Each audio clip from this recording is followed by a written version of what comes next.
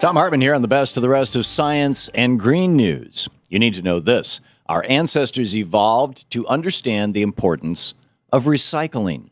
But according to archaeologists in Israel, at some point they taught us to forget that.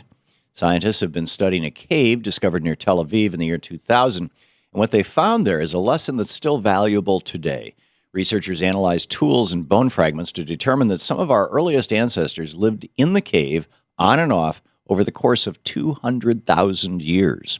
Layers of hardened ash in a fire pit date back from 400,000 to 200,000 years ago, and the earth around the area is packed with evidence that the inhabitants understood the importance of reduce, reuse, and recycle.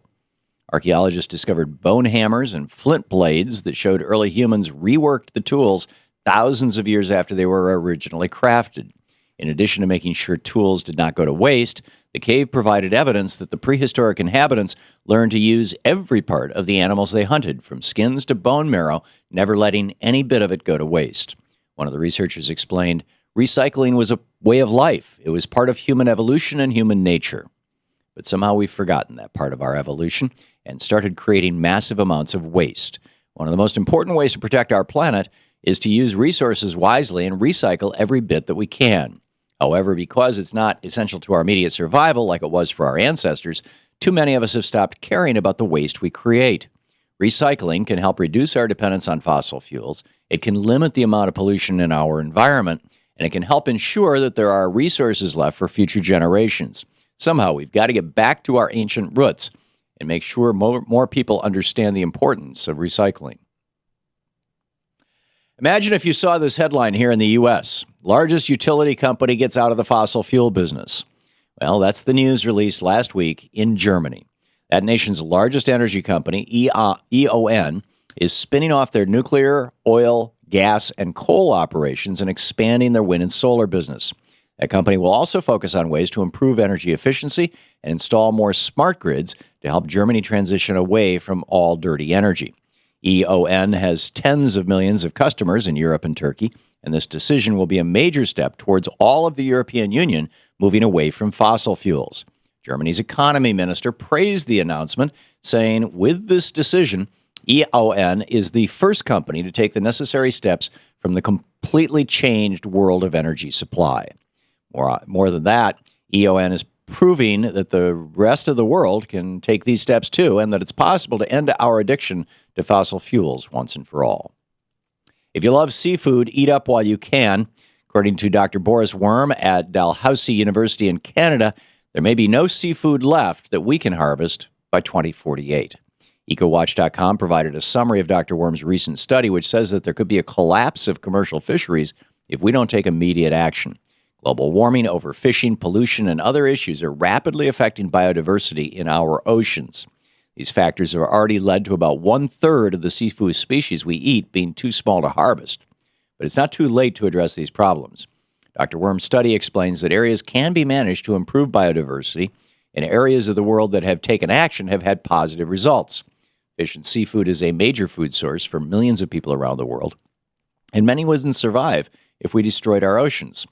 Dr. Worm says biodiversity is a finite resource, and we are going to end up with nothing left if nothing changes. There aren't any backup oceans here on Earth, so we better get busy saving the ones we've got.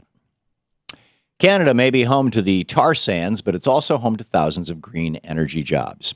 According to a new report from the climate think tank Clean Energy Canada, that nation's clean energy sector now employs more people than the tar sands.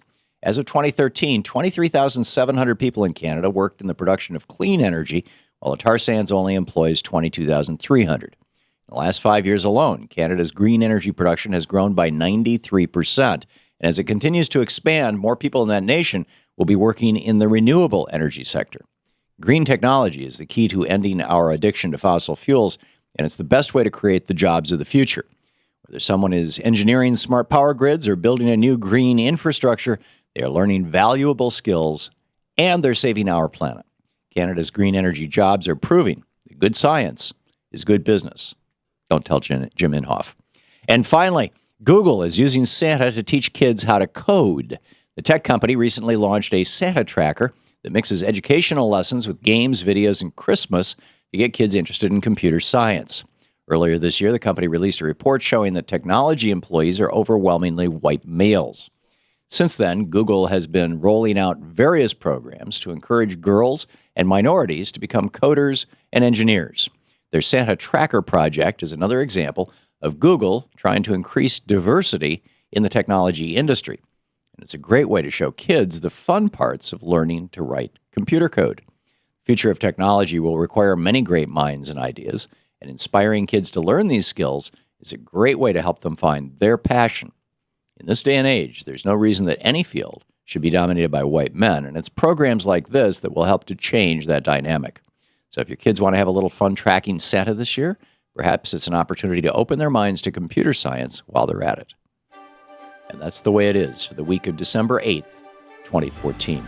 I'm Thom Hartmann on Science and Green News.